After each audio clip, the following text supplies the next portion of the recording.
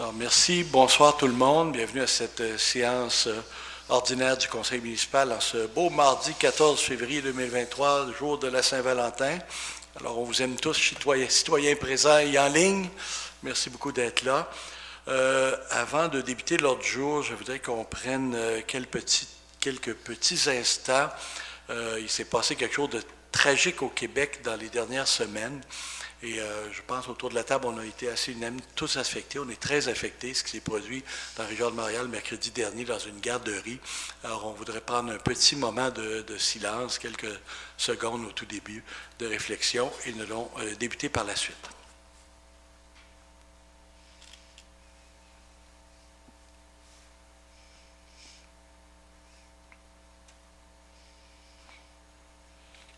Alors, merci. Nos pensées accompagnent les familles éprouvées et tous les parents d'enfants qui ont probablement pris très grand soin de leurs enfants et les serré très fort dans les bras dans cette journée absolument exceptionnellement tragique. Donc, tous les membres du Conseil ont reçu l'ordre du jour. J'aurais donc besoin, nous avons quorum, n'est-ce pas, mon bon DG? Donc, j'aurais besoin d'un proposeur pour l'adoption de l'ordre du jour. Oui, alors Emmanuel Roy, je propose l'adoption de l'ordre du jour tel que déposé. Merci. Quelqu'un pour appuyer? J'appuie la proposition de Mme Roy, M. le maire. Merci, c'est adopté. 2.1, approbation du procès-verbal de la séance ordinaire du 17 janvier 2023. Besoin d'un proposeur, s'il vous plaît. Oui, les membres du Conseil ont reçu, dans les délais fixés par la loi, le procès-verbal de la dite séance. Le greffier est dispensé d'en faire la lecture. Je propose donc d'approuver le procès-verbal de la séance ordinaire du 17 janvier 2023 tel que déposé. Que le maire et le greffier soient autorisés à signer. Merci. Quelqu'un pour appuyer? J'appuie la proposition de Mme Doroy, M. le maire. Merci, c'est adopté. Correspondance 3.1, liste de la correspondance du mois de janvier 2023, Monsieur le directeur général. Oui, alors il me fait plaisir de vous déposer la liste de la correspondance du mois de janvier 2023 et je vous invite à la consulter. Merci. 4.1, dépôt du rapport budgétaire au 31 janvier 2023, Monsieur le directeur général. Alors, je vous dépose également pour vous, membres du Conseil municipal, le rapport budgétaire au 31 janvier 2023 que je vous invite également à lire. Merci. 4.2, adoption des comptes à payer au 31 janvier 2023, Monsieur le directeur général. Alors, il me fait plaisir de vous déposer pour approbation la liste des comptes à payer au 31 janvier 2023 qui totalise 403 696,25 $. Merci. J'aurais besoin d'un proposeur, s'il vous plaît. Oui, alors Emmanuel Roy, je propose d'adopter la liste des comptes à payer au 31 janvier 2023, totalisant une somme de 403 696,25 $, laquelle est annexée à la présente résolution pour en faire partie intégrante et valoir comme s'il était ici tout au long reproduite. Quelqu'un pour appuyer? Oui, j'appuie la proposition. Merci, c'est adopté. Alors, c'est toujours un petit peu plus gros en janvier parce qu'on a la fermeture de l'année et ça va s'étirer encore un peu en février. Voilà. 4.3, dépôt du rapport sur la gestion contractuelle, Monsieur le directeur général. Alors, tel que veut la loi, je vous dépose le rapport annuel sur la gestion contractuelle 2022 en date du 14 février 2023 et je vous invite à le consulter. Merci. Alors, pour les citoyens, vous pouvez aller sur le site Internet qui est l'onglet gestion contractuelle et vous allez avoir accès à chacun de ces rapports. Affectation 4.4 d'une somme provenant du surplus affecté au paiement de certaines dépenses. Besoin d'un proposeur, s'il vous plaît. Oui, alors attendu que certaines dépenses prévues au surplus affecté ont été réalisées au cours de l'année 2022, mais n'ont pas fait l'objet d'une résolution en ce sens. Attendu les recommandations du directeur général à l'effet d'affecter certaines dépenses au surplus affecté, je propose donc d'autoriser le trésorier à affecter au surplus affecté des dépenses effectuées au cours de l'année 2022 pour un montant total de 32 785,53 $, plus les taxes applicables. Que toute dépense excédant le surplus affecté soit prise dans le surplus non affecté. Quelqu'un pour appuyer? Oui, Monsieur le maire, j'appuie cette proposition. Merci, c'est adopté. Donc, c'est différents achats qui sont faits dans le courant de l'année et pour lequel soit les budgets n'étaient pas prévus initialement et qu'on vient ajuster en fin d'année. Chaque année, on finit l'année avec un petit surplus pour des dépenses qui n'ont pas été faites. On s'en sert pour l'année suivante, donc ça évite de taxer 2 fois les mêmes objets. 4.5, affectation, c'est la même chose, mais dans le cas d'un autre fonds. Affectation d'une somme provenant du surplus non affecté au paiement de certaines dépenses. Besoin d'un proposeur, s'il vous plaît. Oui, alors attendu que certaines dépenses prévues au surplus non affecté ont été réalisées au cours de l'année 2022, mais n'ont pas fait l'objet d'une résolution en ce sens, attendu les recommandations du directeur général à l'effet d'affecter certaines dépenses au surplus non affecté, je propose donc d'autoriser le trésorier à effectuer au surplus non affecté des dépenses effectuées au cours de l'année 2022 pour un montant total de 41 252,44 $, plus les taxes applicables. Merci. Quelqu'un pour appuyer? Manon Huard, j'appuie cette proposition. Merci. C'est adopté. Alors, pour vous donner un peu d'exemple, on a une dépense de l'ordre de 5 000 $ avec CanExplore pour passer la caméra dans le réseau d'égout pour avoir un peu plus de données. Alors, c'est ce style de dépense qui n'était pas nécessairement planifié en début d'année et qu'on se permet en cours de route d'aller un peu plus loin. Un autre dossier qui est un dossier d'honoraires professionnels d'avocats parce qu'on a eu un certain litige et il a fallu engager des avocats. On ne prévoit pas nécessairement beaucoup de litiges dans une année, fort heureusement. Donc, voilà. 5.1, affaires courantes, acceptation des demandes de permis déposées en vertu des règlements relatifs au PIA. Besoin de proposeurs, s'il vous plaît. Oui, Roxane Boutet. Attendu que les demandes de permis assujetties au règlement relatif au plan d'implantation et d'intégration architecturale, le PIA, ont été analysées lors de la rencontre du Comité consultatif d'urbanisme, le CCU, le 2 février 2023. Attendu le tableau synthèse déposé en date du même jour et annexé au présent procès verbal, je propose que le Conseil municipal fasse sienne les recommandations et conditions du CCU apparaissant au tableau en vertu des règlements relatifs au PIA, que l'inspecteur en bâtiment et en environnement soit autorisé à émettre les permis conformément à la réglementation d'urbanisme, que cette acceptation ne porte que sur les demandes assujetties au PIA et n'autorise en aucun temps toute dérogation à la réglementation d'urbanisme. Merci. Quelqu'un pour appuyer? J'appuie la proposition, Monsieur le maire. Merci. Quelqu'un demande le vote? C'est adopté à l'unanimité. 5.2, demande de dérogation mineure concernant l'immeuble au 550 rue de Kilkenny est désigné sous le numéro de lot 5 759 510. Besoin d'un proposeur, s'il vous plaît. Oui, attendu la demande de dérogation mineure a été déposée sur l'immeuble connu comme étant le numéro de lot 5 759 510 situé au 550 rue de Kilkenny, laquelle vise à autoriser la construction d'une résidence d'une superficie de 413 mètres carrés, alors que, dans le cas présent, le règlement exige une superficie minimale de 533 mètres carrés. Attendu que la disposition réglementaire visant l'objet de la présente demande est l'article 7.2.3.3 du règlement de zonage 12.060-2021 et ses amendements. Attendu que le comité consultatif d'urbanisme a analysé la présente demande de dérogation le 2 février 2023 et recommande au conseil municipal de refuser la dérogation mineure sur le lot 5 759 510. Merci. Est-ce qu'il y a des gens qui sont dans la salle qui sont venus pour ce projet-là particulièrement? Non, c'est bon. Personne. Ça va. On peut continuer.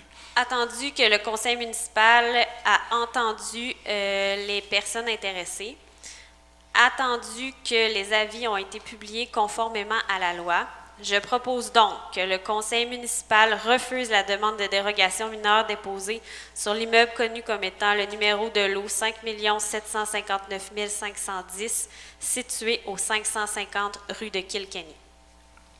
Quelqu'un pour appuyer? Manon Huard, j'appuie, Monsieur le maire. Merci. Quelqu'un demande le vote? C'est adopté à l'unanimité.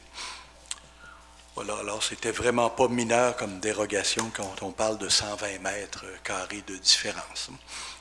Donc, demande d'aide financière, Caisse populaire Desjardins de Saint-Raymond, Sainte-Catherine. Quelqu'un pour proposer, s'il vous plaît. Attendu que la Ville de Fossambeau-sur-le-Lac désire procéder à une demande d'aide financière globale dans le cadre d'un programme d'aide financière de Desjardins, et ce, pour les activités prévues au cours de l'année 2023 à la Caisse populaire Desjardins de Saint-Raymond, Sainte-Catherine. Je propose donc que la Ville Fossambeau-sur-le-Lac procède à une demande d'aide financière globale dans le cadre d'un programme d'aide financière de Desjardins, et ce, pour les activités prévues au cours de l'année 2023 à la Caisse populaire Desjardins de Saint-Raymond, Sainte-Catherine. Donc, semaine de relâche, Halloween, fête des voisins, soirée cinéma plein air, Festi Splash. Que la coordonnatrice en loisirs, Mme Anne-Julie Lamarre, soit autorisée à signer tout document à cet effet. Merci. Quelqu'un pour appuyer? Oui, Mike Tuppert appuie cette proposition. Merci. C'est adopté. Je ne demanderai pas le vote quand on demande de l'argent. Hein. C'est plus embêtant. 5.4, mandat d'honoraires professionnels, élaboration d'un plan de protection de la source d'alimentation en eau potable, Aquifer. Besoin d'un proposeur, s'il vous plaît. Oui, attendu que la Ville désire se doter d'un plan de protection de sa source d'alimentation en eau potable.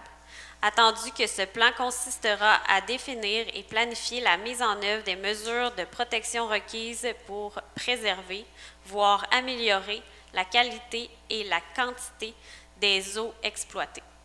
Et ce, sur la base des menaces qui ont été identifiées dans l'analyse de vulnérabilité. Attendu l'offre de services reçue de la firme Aquifer en date du 9 novembre 2022 pour l'élaboration d'un PPS et l'assistance au programme de financement du ministère de l'Environnement et de la lutte contre les changements climatiques au montant de 21 500 $ plus les taxes applicables. Attendu la subvention à recevoir du ministère de l'Environnement et de la lutte contre les changements climatiques de l'ordre de 70 % du coût total. Attendu que cette dépense a été prévue au surplus affecté lors de la confection du budget 2023. Je propose donc de mandater la firme Aquifer pour l'élaboration du PPS et pour l'assistance au programme de financement du ministère de l'Environnement et de la lutte contre les changements climatiques au coût de 21 500 $ plus les taxes applicables, d'autoriser le directeur général, M. Jacques Arsenault, à signer tout document à cet effet, que cette dépense soit défrayée à même le surplus affecté et la subvention à venir dans le cadre du programme pour l'élaboration des plans de protection des sources d'eau potable PEPPSEP. Merci. Quelqu'un pour appuyer? Oui, Emmanuel Roy, j'appuie cette proposition. Merci. Quelqu'un demande le vote? C'est adopté. Donc, c'est un programme qui va être, entre autres, possiblement subventionné à 70 %, donc pour 15 000 $, mais qui va permettre d'établir clairement la zone de protection pour protéger la nappe d'Aquifer, donc l'approvisionnement en eau potable de Fossambeau pour les années à venir. Donc, on a déjà une zone de protection minimale qui avait été déterminée dans les lois et règlements. On veut aller un petit peu plus loin pour assurer la pérennité de l'approvisionnement en eau potable.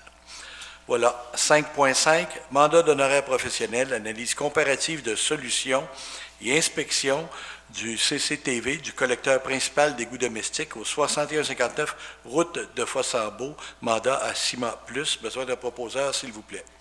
Oui, attendu que la Ville souhaite réaliser des travaux de remplacement ou de réhabilitation de la conduite d'égouts domestiques du 6159 route de Fossambeau avant la construction d'une nouvelle résidence. Attendu l'offre de services reçue de la firme Cima Plus en date du 6 décembre 2022 pour l'analyse comparative de solutions et inspection CCTV du collecteur d'égouts domestiques au 6159 route de Fossambeau au montant de 26 750 $ plus taxes applicables. Attendu qu'après vérification, l'inspection télévisée ne pourra être complétée en raison de la localisation du collecteur d'égouts domestiques au 6159 route de Fossambeau. Attendu que cette dépense est prévue au surplus non affecté lors de la confection du budget 2023. Je propose donc de mandater la firme Cima Plus pour une analyse comparative de solutions concernant le collecteur d'égouts domestiques du 6159 route de Fossambeau au montant de 18 000 $ plus les taxes applicables. D'autoriser le directeur général, M. Jacques Arsenault, à signer tout document à cet effet, que cette dépense soit défrayée à même le surplus non affecté. Merci. Alors, quelqu'un pour appuyer? Oui, j'appuie, M. le maire. Merci. Quelqu'un demande le vote? C'est adopté. Donc, il s'agit d'une conduite qui collecte une partie du secteur en bordure du lac et qui est effectivement problématique. Et il y a une nouvelle construction qui va se faire et la conduite passe sous cette maison-là qui est déjà construite. Donc, on essaie de ne pas refaire les erreurs du passé, mais en même temps, on ne peut pas la déplacer. On est vraiment dans une conjoncture très particulière. Donc, on va faire une étude qui va servir également pour toutes les propriétés qui sont sur cette conduite-là. Donc, on va avoir la même approche pour solutionner définitivement les problèmes de ce secteur. 5.6, mandat, plan de lutte aux plantes exotiques envahissantes ciblées en milieu public, Corporation du bassin de la Jacques-Cartier. Besoin de proposeurs, s'il vous plaît. Attendu qu'à l'été 2021, la Ville a mandaté la CBJC pour procéder à l'inventaire des plantes exotiques envahissantes présentes sur l'ensemble de son territoire. Attendu que 4 colonies de renouées du Japon à la plage municipale, une colonie de berges du Caucase sur la route Fossambeau, 27 colonies de renouées du Japon dans le secteur public de garage municipal, entre parenthèses, la prise d'eau potable et le bassin de rétention, et 2 colonies de réseau commun sur la route de Fossambeau, ainsi que l'ajout de 2 nouvelles colonies de renouées du Japon au chemin du sommet et garage municipal. Attendu l'offre de service reçue au mois de décembre 2022 de la CBJC, proposait un plan d'action pour l'année 2023, ventillé selon différents scénarios en lien avec la poursuite des interventions des colonies prioritaires ciblées en terrain public. Document en annexe. Attendu que le scénario numéro 3, recommandé par le CBJC qui vise à débuter la lutte et le suivi serré des différentes colonies de renouées du Japon, de berges du Caucase et de roseaux communs, au montant de 24 373 $ plus taxes applicables. Attendu que cette dépense a été prévue au surplus affecté lors de la confection du budget 2023. Je propose donc de mandater la CBJC pour débuter la lutte et le suivi serré des différentes colonies de renouées du Japon, du berge du Caucase et du roseau commun au montant de 24 373 $ plus les taxes applicables. D'autoriser le directeur général, M. Jacques Arsenault, à signer tout document à cet effet. Que cette dépense soit défrayée ou même le surplus affecté. J'en fais donc la proposition, M. le maire. Merci. Quelqu'un pour appuyer? Roxane Boutet, Monsieur le maire, j'appuie. Merci. J'ai eu peur pendant un instant. Quelqu'un demande le vote? Ça va? Merci. C'est adopté. 5.7, alors juste pour revenir, 5.6, effectivement, on a commencé il y a déjà 3 ans, mon bon DG, la lutte aux plantes exotiques envahissantes qui font partie de la lutte, dans le fond, pour le maintien d'une biodiversité et empêcher qu'on ait d'autres types de problématiques qui sont reliées avec l'absence de biodiversité, surtout dans un milieu aussi sensible que le lac. Donc, on va continuer, on va travailler fort et on va avoir besoin de la collaboration de tout le monde aussi. Vous savez que la renouée du Japon, on ne fait pas juste l'arracher.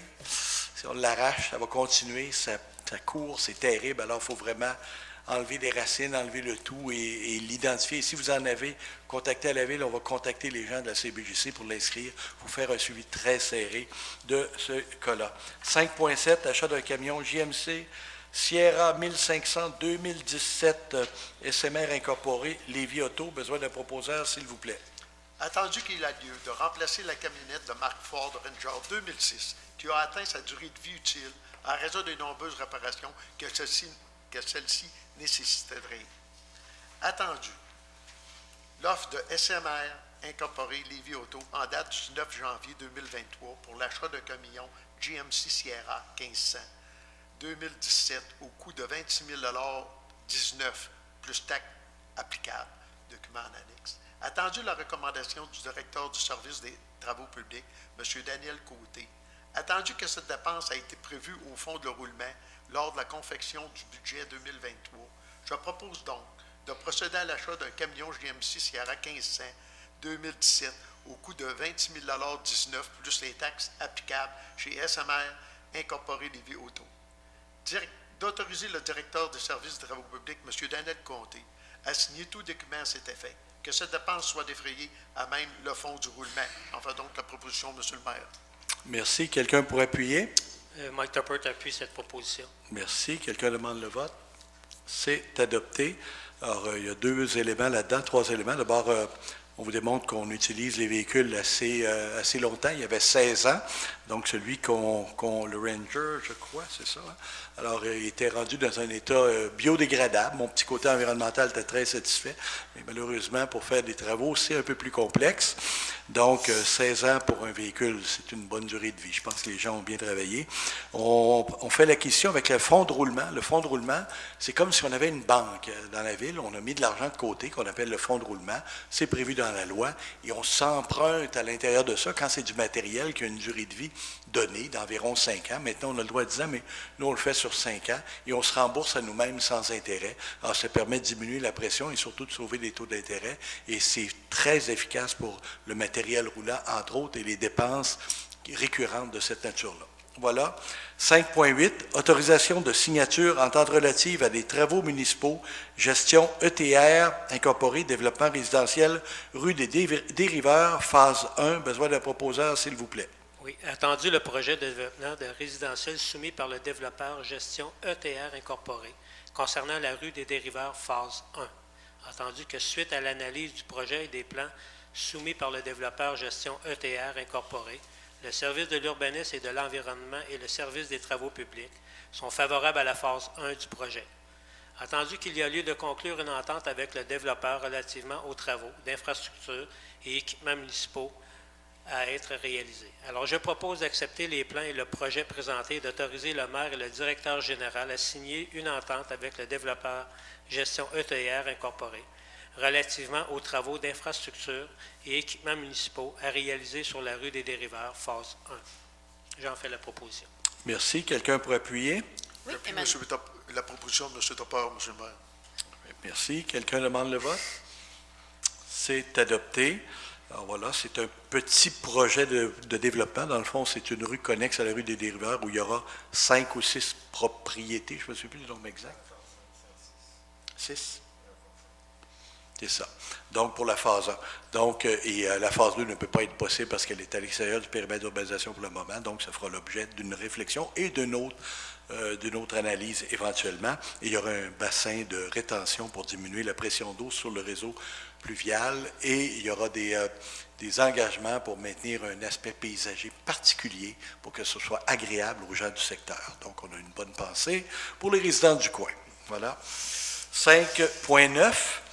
Avis de motion, règlement numéro 123-60-2023 sur le droit de préemption visant à identifier le territoire assujetti et les fins municipales pour lesquelles les immeubles peuvent être acquis. Besoin d'un proposeur, s'il vous plaît, d'une présentation, s'il vous plaît. Oui, Monsieur le maire, Roxane Boutet donne avis de motion de l'adoption lors d'une séance ultérieure du règlement numéro 123-60-2023 sur le droit de présomption visant à identifier le territoire assujetti et les fins municipales pour lesquelles des immeubles peuvent être acquis.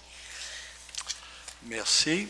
Et nous allons donc faire le dépôt du projet de règlement numéro 123-60-2023 sur le droit de préemption visant à identifier le territoire assujetti à des fins municipales pour lesquelles les immeubles peuvent être acquis. Et après la présentation, je vous expliquerai un peu de quoi il en tient. Je dépose donc le projet de règlement numéro 123-60-2023 sur le droit de présomption visant à identifier le territoire assujetti et les fins municipales pour lesquelles des immeubles peuvent être acquis, lequel est annexé au livre des procès-verbaux pour en faire partie intégrante et valoir comme s'il était ici tout au long reproduit. Ce règlement prévoit les modalités de l'exercice du droit de présomption de la municipalité sur les lois qui y sont déterminées. Il précise que le conseil municipal, par résolution, peut exercer un tel droit pour l'une ou l'autre des fins municipales prévues au règlement.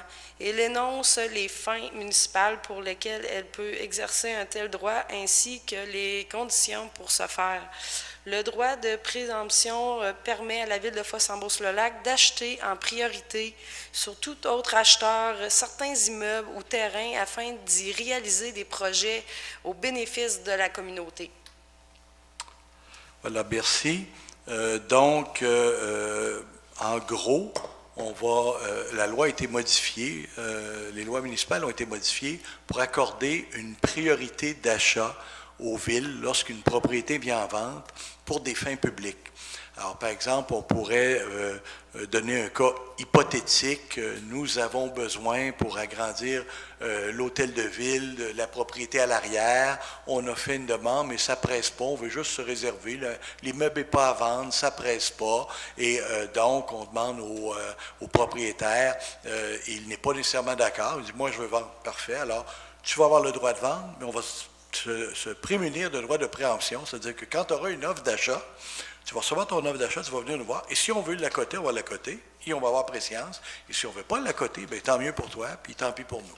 Donc, ça vient au moins s'assurer qu'on ne se ramasse plus avec des endroits, des fois, où on a dit, merde, on l'a échappé, on ne l'a pas vu venir.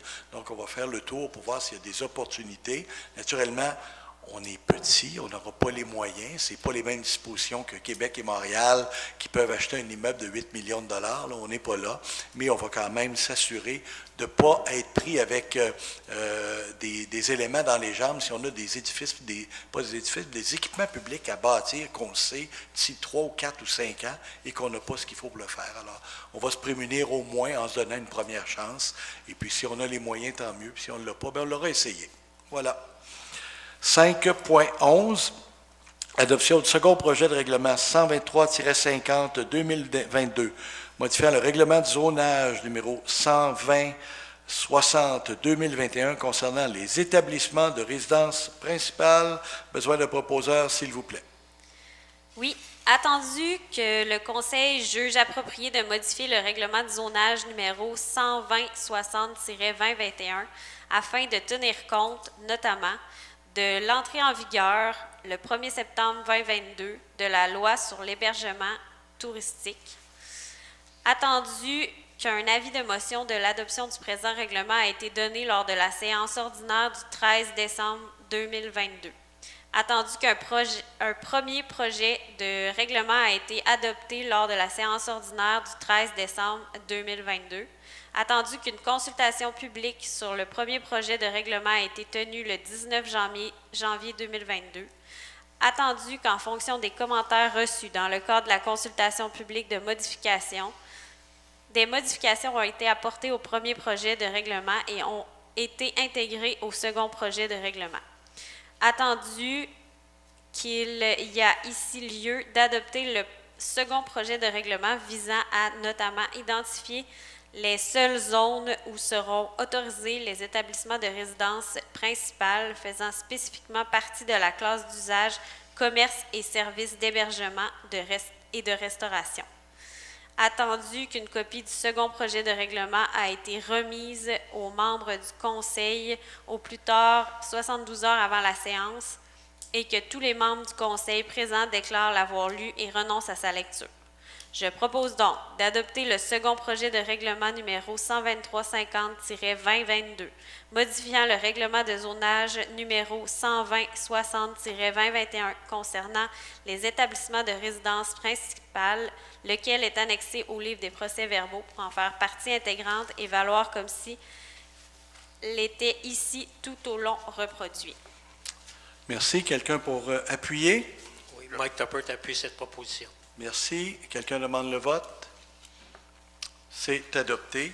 Alors voilà, c'est un règlement qu'on est obligé de passer, qui a une démarche très différente de tout ce qui a été fait avec les affaires municipales. C'est le fameux règlement qui permettrait d'avoir des Airbnb à la grandeur du territoire.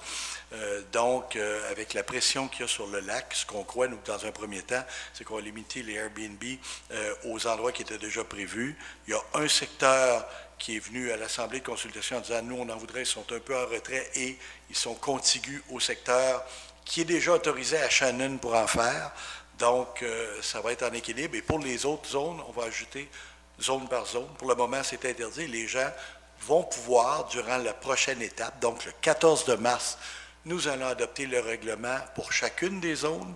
Et là, les gens qui vont vouloir être inscrits ou retirés du règlement pour pouvoir obtenir ce nouveau pouvoir vont devoir faire signer aux propriétaires contigus de la zone pour demander à s'inscrire à un référendum sur le sujet.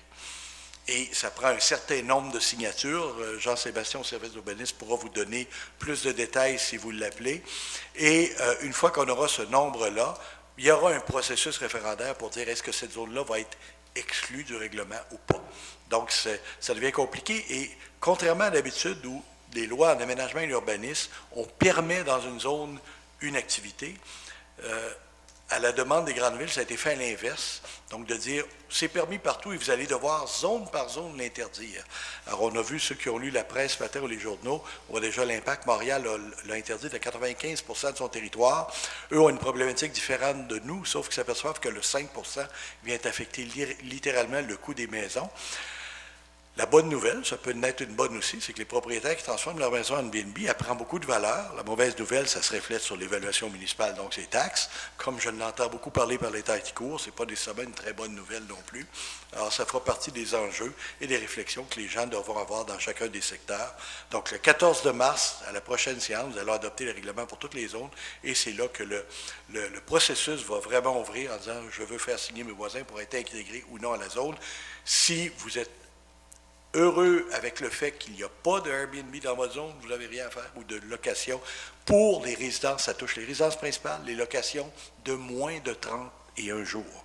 Donc, si vous louez des chambres à un travailleur chez vous qui est un bail sur 3 mois, c'est pas assujetti à ça, c'est vraiment là, les résidences touristiques dans une résidence principale. Il faut aussi avouer que c'est pas non plus un permis de faire un Airbnb dans une maison, c'est permis dans la zone. Maintenant, il faut faire toute une démarche pour aller chercher les permis auprès de la Corporation d'hébergement touristique du Québec qui va être mis sur pied strictement pour ce volet-là. Aller chercher les permis, payer les permis et payer naturellement les taxes qui vont aller avec ça. Et dans le fond, l'objectif était de faire la lutte à l'hébergement au noir face à tout le milieu hôtelier qui avait énormément de difficultés à l'époque. Voilà.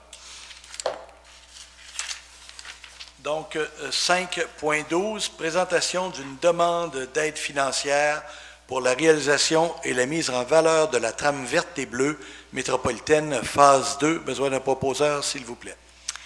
Attendu que la Ville désire déposer une demande d'aide financière pour la réalisation et la mise en valeur de la trame verte et bleue métropolitaine phase 2, je propose d'autoriser le directeur général, M. Jacques Arsenault, à déposer une demande d'aide financière dans le cadre du programme d'aide pour la réalisation et la mise en valeur de la trame verte et bleue métropolitaine phase 2, que la Ville de Fossambeau-sur-le-Lac confirme sa capacité financière pour réaliser le projet, que la Ville de Fossambeau-sur-le-Lac confirme également son engagement pour la conservation du site à acquérir. Merci. Quelqu'un pour appuyer? J'appuie la proposition, Monsieur le maire. Merci. Et comme on va chercher de l'argent, je ne demanderai pas le vote encore une fois. Je me garde cette petite réserve-là. Donc, 5.13, mise à jour politique interne de frais de représentation et autres frais. Besoin d'un proposeur, s'il vous plaît. Oui, attendu qu'il y a lieu de mettre à jour la politique citée en rubrique afin de tenir compte de l'augmentation des frais de repas selon les documents en annexe, je propose donc de mettre à jour la politique interne des frais de représentation et autres frais afin de modifier les frais de repas. Merci. Quelqu'un pour appuyer? J'appuie la proposition, Monsieur le maire. Merci. Quelqu'un demande le vote?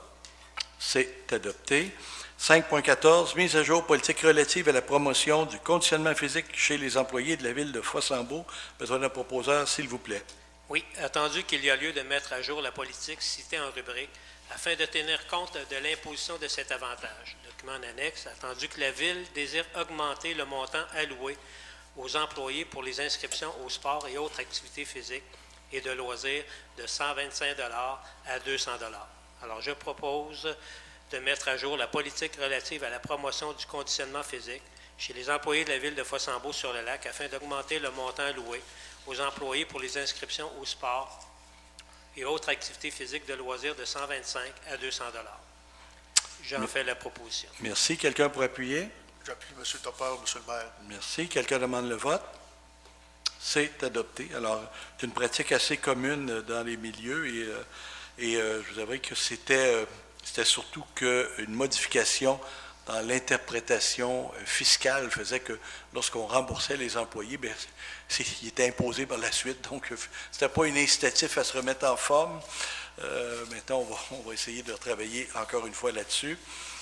C'est très encouragé également par les programmes d'assurance collective, parce que bon, les employés en forme sont moins malades, on l'espère, on se le souhaite tous. 5.15, autorisation de signature, addenda numéro 3 à l'entente de travail des cols bleus 2021-2025. Besoin d'un proposeur, s'il vous plaît. Oui, alors attendu qu'il y a lieu de modifier l'article 27 de l'entente de travail des cols bleus 2021-2025 en raison de l'augmentation des coûts, selon les documents en annexe, attendu qu'il y a lieu de signer un addenda à cet effet. Je propose donc d'autoriser le maire, M. Jacques Poulain, et le directeur général, M. Jacques Arsenault, à signer l'addenda numéro 3 à l'entente de travail des cols bleus 2021-2025. Merci. Quelqu'un pour appuyer? Roxane Boutet, j'appuie cette proposition. Merci. Quelqu'un demande le vote? C'est adopté. Merci. Donc, le grand de l'ordre du jour est épuisé. Partie informative, alors, on rappelle que le journal L'Entre guillemets apparaîtra le 1er mars prochain. Un petit scoop. J'ai fait mon article pour expliquer du mieux que je pouvais le règlement sur l'établissement de résidence principale et toutes les contraintes qui nous ont amenés à prendre cette approche-là pour préserver le milieu puis empêcher que Fossambeau devienne un immense Airbnb, là. Donc, voilà, il y a des éléments de réflexion à l'intérieur de ça. Il y aura d'autres articles très intéressants d'ailleurs, donc je vous invite à le lire. Compte de taxes, les taxes municipales ont été postées le 27 janvier. Il est aussi possible de consulter en ligne par l'entreprise du site Internet de la ville, Fossambeau, www.fossambeausurlelac.com, et cliquez « Dossier citoyen ». Vous allez avoir votre compte de taxes là, effectivement. Vous pouvez aussi demander qu'il vous soit transmis par courriel, par Internet, donc par web. Petit rappel d'activités qui s'en viennent. Donc, en fin de semaine, il y a une démonstration, une journée de fat bike.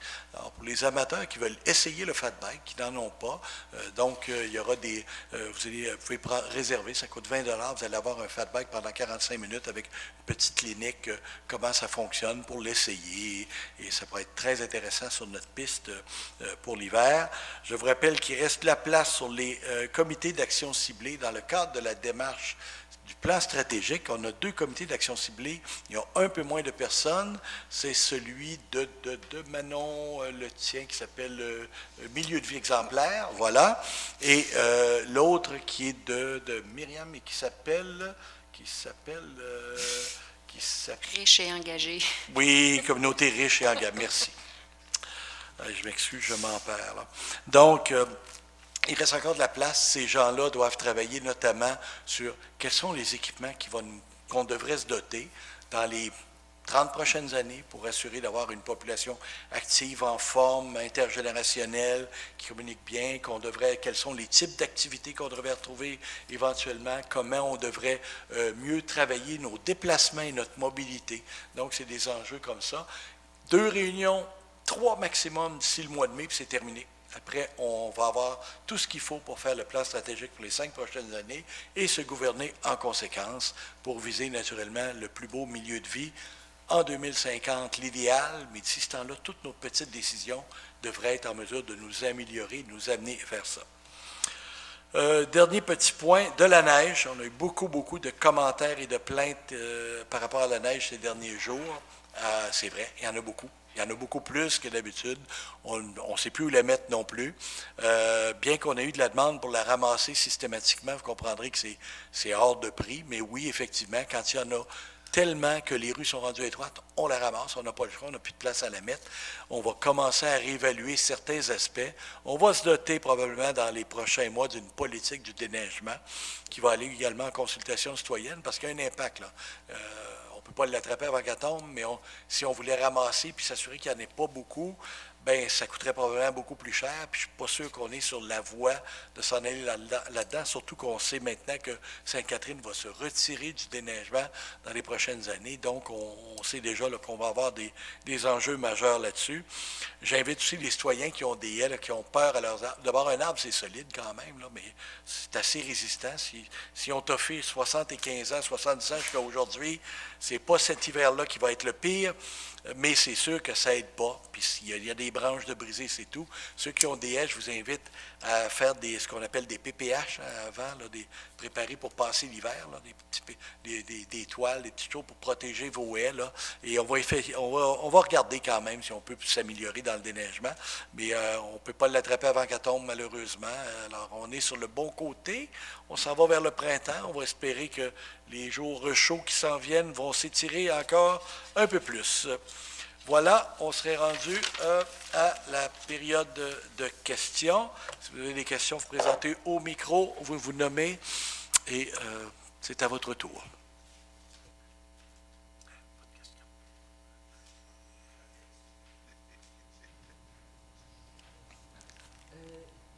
Oui, bonjour, Ruth Giguère, rue des Dériveurs. Alors, quelques questions d'information, de mise au... je voudrais savoir, c'est quoi le PIA? Relatif au PIA. Acceptation des demandes de permis déposées. C'est quoi PIA? Le PIA, c'est le plan d'intégration architecturale qui vient couvrir, d'implantation et d'intégration architecturale, qui vient couvrir la plupart du territoire à Fossambeau et couvert, notamment route Fossambeau, Gingras, les avenues, et ça vient encadrer de façon qualitative les projets de construction au lieu de normative. Donc, normalement, dans un plan d'urbanisme, la première approche, c'est de dire, vous vous implantez à 3 mètres de la ligne, 5 mètres de la ligne, un bâtiment de 8 mètres de haut. Dans le cadre d'un PIA, on va s'assurer qu'il s'harmonise avec l'environnement, qu'il tient compte de leur implantation, il tient compte des voisins, que la couleur, vous n'aurez pas quelque chose qui sort de l'ordinaire, ça va s'intégrer dans le milieu et s'harmoniser. Donc, c'est beaucoup plus qualitatif comme critère. Ça va même définir les matériaux que vous devez utiliser, donc de façon plus pointue que règlement normatif usuel. Merci. J'aimerais savoir à quand le début des travaux pour le projet sur la rue des Dériveurs? Parce que j'imagine que là, c'est la Ville qui va débuter les travaux pour que le constructeur, par la suite, puisse faire ses terrains...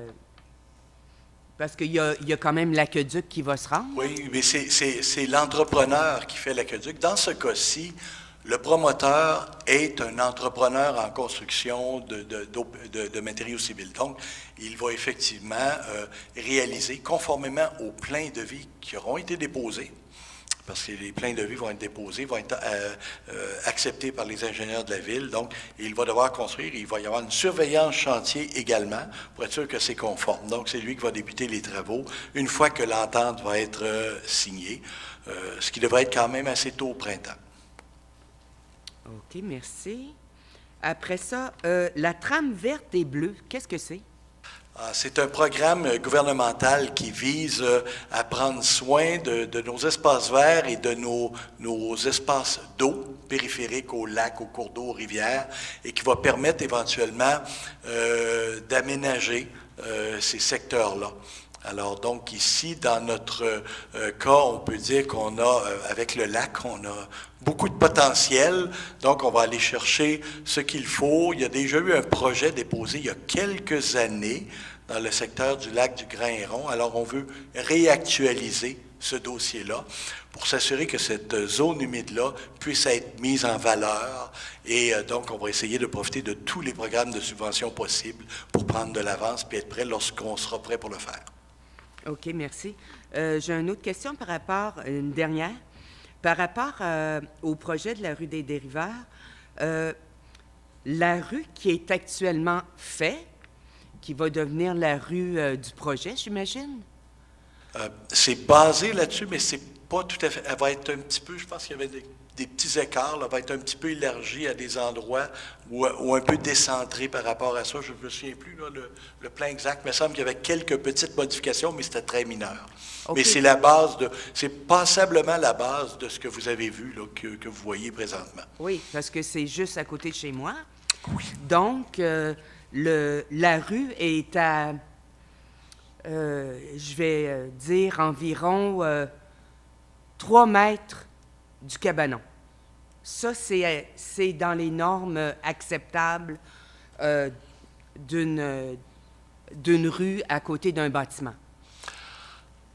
Oui, si vous avez le droit de mettre votre bâtiment là, je ne sais pas si c'est vous qui l'aviez mis ou qui était là quand vous avez acheté, là, mais effectivement, parce que le cadastre ne faisait pas partie de votre propriété, donc il était tenu compte comme une ligne, soit une ligne latérale ou une marge avant, donc c'était conforme. Par contre, ce qu'il faut faire attention, c'est que entre la ligne de la propriété de la rue et où sera la rue, il y a une nuance. Ça, c'est l'emprise. Maintenant, il va y avoir le fossé ou l'espace et la rue va être un petit peu plus loin du cabanon que la ligne de 3 mètres. OK, en tout cas, j'ai hâte de voir parce que ça m'inquiète. Oui. Ça m'inquiète justement à cause de la pluie, à cause de la neige. Justement, il va y avoir, vous venez de le dire, un canal. Alors, le canal versus ma propriété et le cabanon, comment ça va se présenter? OK. C'est pour ça que je disais, la largeur du lot de rue est toujours beaucoup plus grand que la rue comme telle. La rue comme telle va avoir probablement 7 mètres, là, 6 ou 7 mètres, mais l'emprise a de 15 mètres, je crois. À peu près 15 mètres. Donc, vous imaginez que la rue va être probablement centrale, donc ce qui va laisser à peu près de part et d'autre 3 mètres et demi environ pour faire le fossé et le petit accotement. Le fossé ne sera pas très profond parce qu'il ne sert pas beaucoup, parce qu'il s'en va vers le bassin de rétention. Ce n'est pas un fossé qui fait un fossé de garde et d'accumulation, c'est vraiment un fossé qui va amener, puis la portion, le gros de la portion n'est pas tellement de votre côté comme de l'autre côté qui s'en va vers le bassin.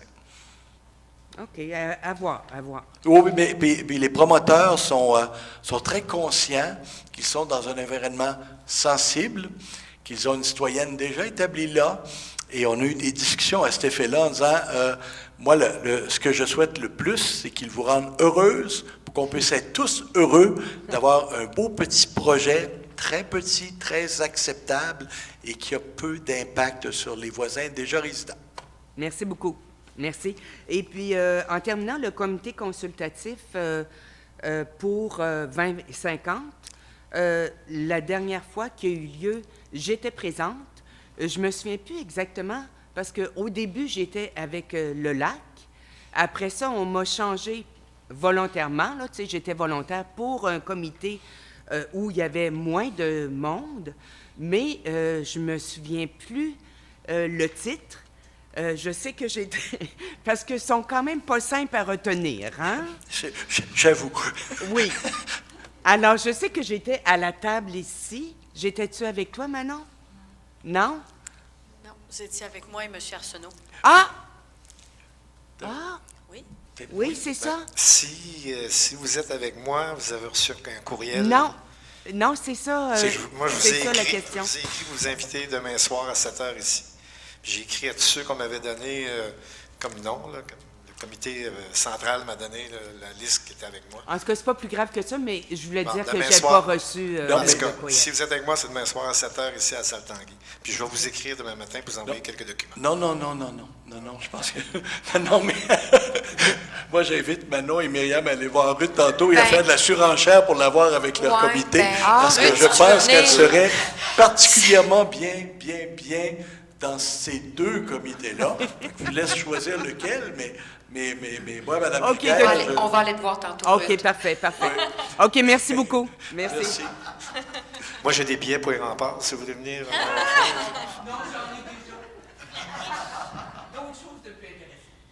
Merci. Est-ce qu'il y a d'autres questions? Ça va? Alors, merci tout le monde. Donc, il nous resterait la dernière résolution que je vais essayer de ne pas sauter cette semaine. Alors, l'ordre du jour étant épuisé, je propose de fermer cette session et de lever l'Assemblée à 20h18 exactement.